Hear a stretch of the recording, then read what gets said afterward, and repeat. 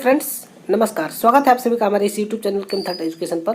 दोस्तों, आज के इस वीडियो में हम कुछ केमिस्ट्री के मोस्ट इंपॉर्टेंट फैक्ट के बारे में जानेंगे, जो कि आपके क्लास 11, 12 और क्लास 9, 10 के और साथ साथ जो भी वनडे एग्जाम की तैयारी करने वाले स्टूडेंट हैं, जैसे कि एसएससी का हो गया और भी जो जिस एग्जाम में केमिस्ट्री पूछा जाता है एकदम मतलब कि बहुविकल्पीय के रूप में, उसमें जो है कि यह बहुत ही महत्वपूर्ण क्वेश्चन आते हैं। जैसे कि पहला आपके सामने क्वेश्चन दिया गया है कि element having maximum tendency to catenation in periodic table, यानी कि वह एलिमेंट जो कि क्या करता है, सबसे ज़्यादा जो है कि कैटायनिक बॉन्ड बना सकता है। ठीक है, जैसे कि तो वह कौन सा है, वह है आपका कार्बन एटम। ठीक है, और इसके बाद देखिए दूसरा यहाँ पर आपके दिया है non metal having highest melting point, boiling point, melting point and boiling point, यानी कि वह नॉन मेटल यानी कि वह अधातु जिसकी सबसे अधिक मेल्टिंग पॉइंट और बॉइलिंग पॉइंट होता है, तो वह भी कौन है, कार्बन है। और कार्बन का कौन सा रूप, डायमंड वाला रूप, यानी कि कार्बन का अपर रूप कौन सा, डायमंड वाला। ठीक है, इसमें क्या होता है, सबसे अधिक मतलब मेल्टिंग पॉइंट और बॉइलिंग पॉइंट होता है। अगर इसको सॉलिड से लिक्विड में बदलना है तो इसके लिए हमें कई हजार डिग्री सेल्सियस का टेम्परेचर देना पड़ता है, तब वो जो है पहले लिक्विड बदलेगा, फिर वो क्या होगा, बॉयल होगा।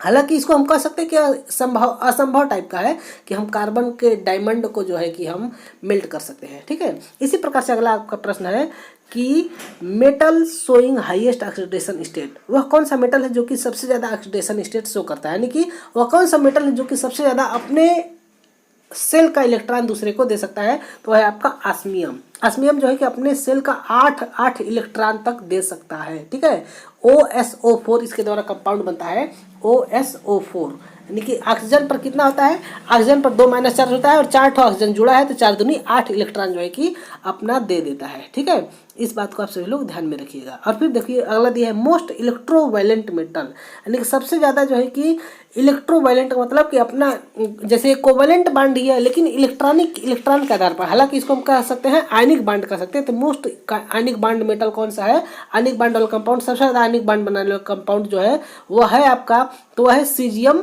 फ्लोराइड है, CSF है। देखिए CS जो है कि CS इसमें क्या होता है, वह जो है कि हाईएस्ट इलेक्ट्रोपॉजिटिव एलिमेंट होता है। पूरे पीरियोडिक टेबल में जितने 118 एलिमेंट हैं उन सभी में सबसे ज़्यादा इलेक्ट्रोपॉजिटिव एलिमेंट जो है कि सीजियम होता है। और फ्लोरीन जो है कि पूरे पीरियोडिक टेबल में सबसे ज़्यादा इलेक्ट्रोनिगेटिव एलिमेंट है। ठीक है, फ्लोरीन क्या होता है, सबसे ज़्यादा इलेक्ट्रोनिगेटिव एलिमेंट होता है। तब इस आधार पर इलेक्ट्रोपॉजिटिव और इलेक्ट्रोनिगेटिव, मोस्ट इलेक्ट्रोपॉजिटिव और मोस्ट इलेक्ट्रोनिगेटिव का जो कॉम्बिनेशन होता है वो क्या कहलाता है, इलेक्ट्रोवायलेंट, यानी कि सबसे ज़्यादा आयनिक बांड बनाने वाला। ठीक है, मोस्ट स्टेबल कार्बोनेट, सबसे स्टेबल सबसे अस्थायी कार्बोनेट कौन सा है, तो देखिए कैल्शियम कार्बोनेट भी बनता है, हाइड्रोजन कार्बोनेट भी बनता है, सोडियम कार्बोनेट भी बनता है, पोटेशियम कार्बोनेट भी बनता है, लेकिन जो यहाँ पर लिखा है यह भी CO3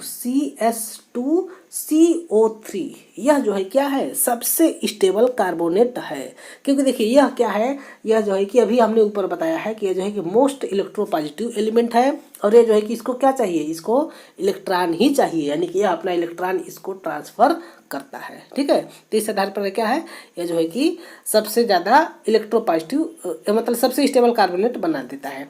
ठीक, इसी आधार पर अगर हम देखेंगे तो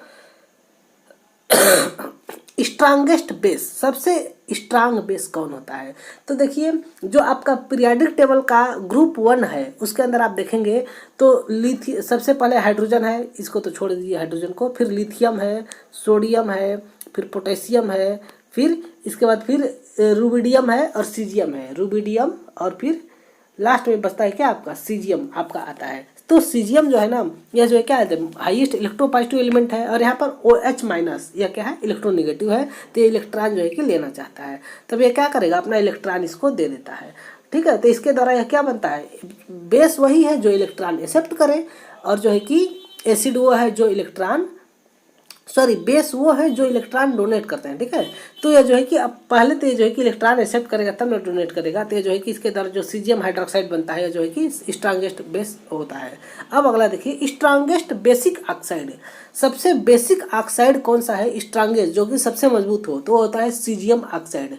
ठीक है, सीजियम ऑक्साइड का जो होता है, जैसे कि सोडियम ऑक्साइड होता है, लिथियम ऑक्साइड होता है, पोटेशियम ऑक्साइड होता है, रुबिडियम ऑक्साइड होता है, उसी आधार पर सीजियम ऑक्साइड जो है कि सबसे स्ट्रांगेस्ट बेसिक ऑक्साइड है।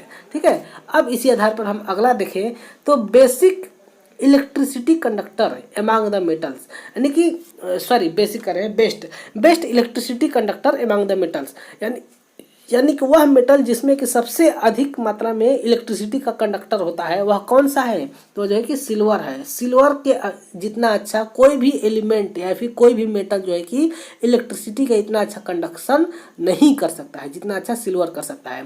अगर इसका हम अगर आर्डर देखेंगे तो सबसे ज़्यादा सिल्वर करता है, इसके बाद फिर करता है कॉपर, इसके बाद फिर कोई अदर धातु आते हैं। आयरन, मतलब कि आयरन हो गया, आयरन तो बहुत बाद में आएगा, कॉपर से भी ऊपर आते हैं जो है कि आपके प्लेटिनम, गोल्ड, ये सब जो है कि आते हैं, लेकिन सबसे बेस्ट में आता है तो वह है आपका सिल्वर है। ठीक है, तो ये था आज का क्वेश्चन जो कि आपके कंसेप्ट को बूस्ट करने के लिए बहुत ही ज़्यादा महत्वपूर्ण क्वेश्चन है। ठीक है, मिलते हैं अगले नेक्स्ट वीडियो में किसी नए टॉपिक के साथ, तब तक के लिए आप सभी लोग का बहुत बहुत धन्यवाद। जय हिंद।